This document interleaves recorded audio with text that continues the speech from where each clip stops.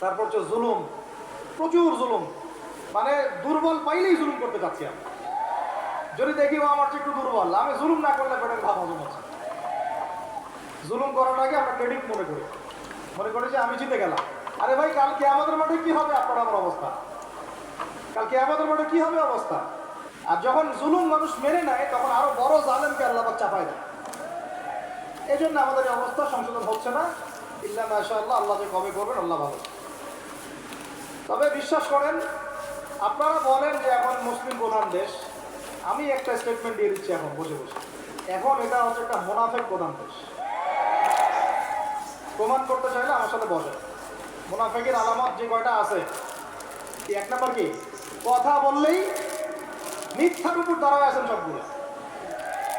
2 number, আমানত রাখলেই খেয়ানতের উপর খেয়ানত।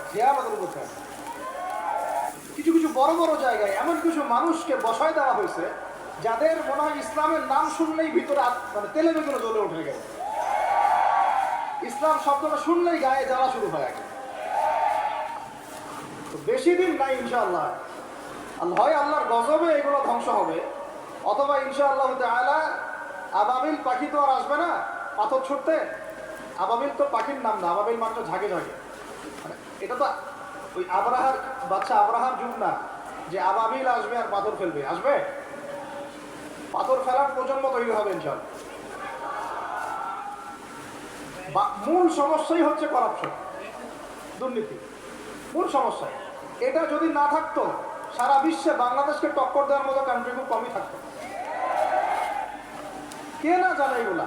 সবাই জানে, আর আমরা মেনেও নিয়েছি এগুলা ভাই, চুপচাপ মনে মনে মেনে নিয়েছি যে ওইখানে গেলে এত দেওয়া লাগবে, ওইখানে এত না দিলে আমার এটা হবে না, ওইখানে এটা দিতে হবে, ওইখানে এটা করতে হবে, আমরা মেনেও নিয়েছি মাশাআল্লাহ।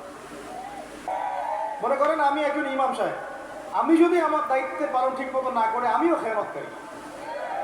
এই যে লেকচার দিতে বসছি, এখন আমি যদি চিন্তা করি যে ডাইনে বামে কথা বলে সময় পার করে দিই, হক কথা বলার দরকার নাই, বললে আবার এটা সেটা, আমি হচ্ছে এখানে এই চেয়ারের খেয়ানতকারী।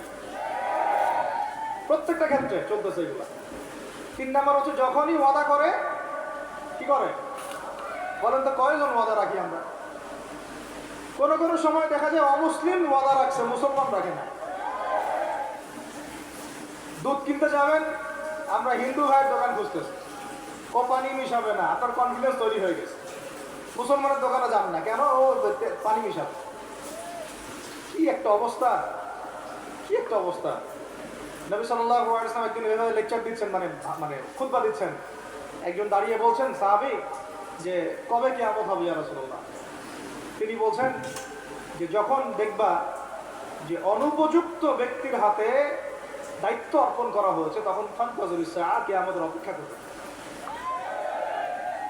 আমরা এই যুগে বাস করতেছি না? এমন করা পাপ নাই এই শহরে হচ্ছে। মূল পাপ কয়েকটা হচ্ছে। 1 নাম্বার হচ্ছে শিরক, কি হচ্ছে?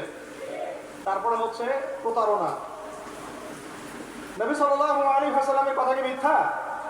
তিনি বলছেন কিয়ামতের মাঠে বহু মানুষ উঠবে উহুদ পাহাড়ের সমান নেকি নিয়ে। একেবারে উহুদ পাহাড় দেখছেন আপনারা কেউ? অনলাইনে দেখে নেন, বিশাল পাহাড়। জানাজার নামাজে শরীক হইলে 1 কেরাত নেকি হয়। 1 কেরাত মানে 1 উহুদ পাহাড় সমান। আর মাটি দিয়ে আসলে আরেক কেরাত নেকি হয়, মানে আরেকটা উহুদ পাহাড়ের সমান। উহুদ পাহাড়ের সমান আরো উঁচু উঁচু নামাজের নেকি, যাকাতের নেকি, হজের নেকি, উমরার নেকি নিয়ে উঠবে বহু মানুষ। আমরাই হয়তো বা তার আল্লাহ পাক আমাদেরকে মাফ করুন। ওঠার পরে বহু মানুষ সামনে দাঁড়ায় থাকবে। কাউকে গালি দিছে, কাউকে অন্যায়ভাবে মারছে, কাউকে রিমান্ডে নিয়ে একেবারে পেরানি দিছে, নির্দোষ ছিল। কারো নামে মিথ্যা মামলা দিছে, কারো নামে অপবাদ ছড়াইছে। বেচারা ভালো ছিল, সৎ ছিল, অপবাদ ছড়াই দিছে। কারো নামে ধরেন যে কারো গীবত করছে, কারো টাকা নিয়ে টাকা দেয় নাই, হ্যাঁ, কারো জমি আত্মসাৎ করে খাইছে, ভূমিদস্যু ছিল।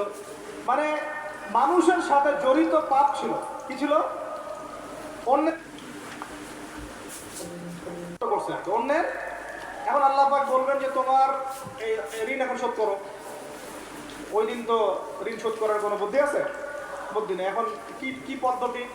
ফেরেশতাদেরকে বলা হবে এই ব্যক্তির আমলনামায় যে নেকিগুলো আছে, নামাজের নেকি, রোজার নেকি, হজের নেকি, যাকাতের নেকি, এইগুলা দিয়ে ওদের আমলনামা ভর্তি করো যারা পাওনাদার দ্বারা আছে। এ ভর্তি করতে করতে করতে করতে এক সময় দেখা যাবে এই ব্যক্তির আমলনামা ফাঁকা হয়ে যাবে। তখন কি হবে? ফেরেশতাদেরকে বলা হবে ওই যে যারা ভুক্তভোগী ওদের আমলনামা থেকে গোনাহ নিয়ে এই ব্যক্তির আমলনামায় ঢাল। এরপরে ওই ব্যক্তিগুলো দেখা যাবে জান্নাতে চলে গেছে, মাজলুম ছিল পৃথিবীতে, ওই দিন সফল হয়ে গেছে, জান্নাতে চলে গেছে। এবারটা দুনিয়া জালেম ছিল, এই জাহান্নামে চলে গেছে। নাউজুবিল্লাহ। আল্লাহ পাক আমাদেরকে এরকম মানুষের হক নষ্ট করা থেকে হেফাজত করে। ভাই মানুষের হক নষ্ট করতে যায় না। নিজে আমল তো এমনিই কম, ভাঙাচোরা ইমান, মুনাফিকের মতো বসবাস করতেছি। এখন তো আমরা মুনাফিকের মতো বসবাস করতেছি এই দুনিয়াতে। এখন যারা আমার মনে হয় মন থেকে ইমানের দাবি করতে পারে শক্তভাবে যে হ্যাঁ আমরা ইমানদার, এরা হচ্ছে গাজ্জার ওই মুজাহিদ ভাইরা। বুঝেন এই কথা? তারা মনে হয় দাবি করতে পারে যে হ্যাঁ আমরা ইমানদার। আমরা তো নেফাকির উপরে আছি, আমরা তো স্বীকৃতি দিতে পারতেছি না, সত্যকে স্বীকৃতিও দিতে পারি না। বরং আমরা মানচিত্র থেকে ফিলিস্তিনের মানচিত্র উঠাই দিলাম, দিয়ে যারা জালেম ওদেরটা প্রতিষ্ঠা করলাম। ওইটাও পাঠ্যপুস্তকে আসছে। আপনারা তো শুধু একটাই শুনে বসে আছেন, একটাই শুনে আছেন না আপনারা? শরীফ শরীফা তো আছেই, এইটাও একটা ইস্যু ছিল। আল্লাহ পাক আমাদেরকে চোখ খুলুন, আল্লাহ পাক আমাদের চোখ খোলার তৌফিক দান করেন। আর ভাই বাইরের চোখ তো সবারই খোলা, ভিতরের চোখটা খোলার তৌফিক দান করেন। আমি অনেক ভিতরে চলে আসছি, বুঝাইতে চাচ্ছিলাম যে এই বিশ্বে এখন আল্লাহ পাককে সার্বভৌম ক্ষমতার অধিকারী মানা হচ্ছে না। এটা হচ্ছে বৈশ্বিক শিরক। রাজনৈতিক ক্ষেত্রে আমরা আল্লাহর সার্বভৌমত্ব মানছি না, অর্থনৈতিক ক্ষেত্রে আমরা আল্লাহর দেয়া বিধান মানছি না, শিক্ষা ক্ষেত্রে আমরা আল্লাহ পাকের দেয়া শিক্ষানীতি মানছি না, সংস্কৃতির মধ্যে আমরা আল্লাহর সংস্কৃতি মানছি না, ব্যক্তি জীবনে, ইবাদতের জীবনে, পারিবারিক জীবনে, সামাজিক জীবনে আমরা আল্লাহ পাকের সার্বভৌমত্বকে বাদ দিয়ে মানুষের সার্বভৌমত্ব প্রতিষ্ঠা করেছি। আর আমরা তেলাওয়াত করতেছি তাবারাকাল্লাযী বিয়াদিহিল মুলক, আবার করতেছি কুলিল্লাহুম্মা মালিকাল মুলক, হে বলুন হে রাজত্বের অধিকারী, তুতিল মুলকা মান তাশা ওয়া তানজিউল মুলকা মিম্মান তাশা। আর তো জানেন না আপনারা, সূরা আলে ইমরানে আছে। তো আমাদের কথা আর বাস্তবতার মধ্যে অনেক ফারাক। আল্লাহ পাক আমাদেরকে কোরআন গভীরভাবে অনুধাবন করার তৌফিক দান করেন। খালি তেলাওয়াত করলেই হবে না ভাই, এর অর্থটা জানতে হবে। অর্থ না জানলে পরে তেলাওয়াত করলে নেকি হবে না, এটা বলি নাই আমি। বলেছি শুধু তেলাওয়াত করলেই পুরো হক আদায় হয় না, শুধু তেলাওয়াত করলেই পুরো হক আদায় হয় না, 100 বার হয় না। আবার বলতেছি শোনেন ভালো করে, তেলাওয়াত করলে প্রত্যেক হরফে 10 নেকি হয়, কিন্তু শুধু তেলাওয়াত করলেই কোরআনের সম্পূর্ণ হক আদায় কোশ্চিনকালেও হয় না। এই যে অর্থগুলো না জানলে আপনি কিভাবে বাস্তবায়ন করবেন, বুঝবেন কিভাবে কি বলেছেন আল্লাহ পাক কোরআনে?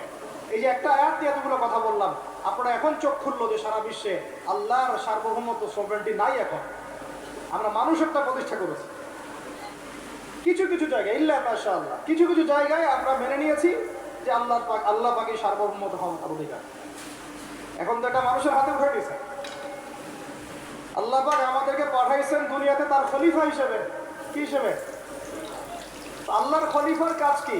শয়তানের দাসত্ব করবেন? আল্লাহর বলেন, আল্লাহর খলিফার বৈশিষ্ট্য কি, ফাংশন কি?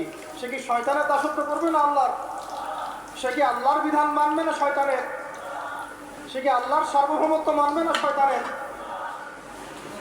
তাহলে আমরা আল্লাহ পাকের কয়টা বিধান বাস্তবায়ন করতে পারছি?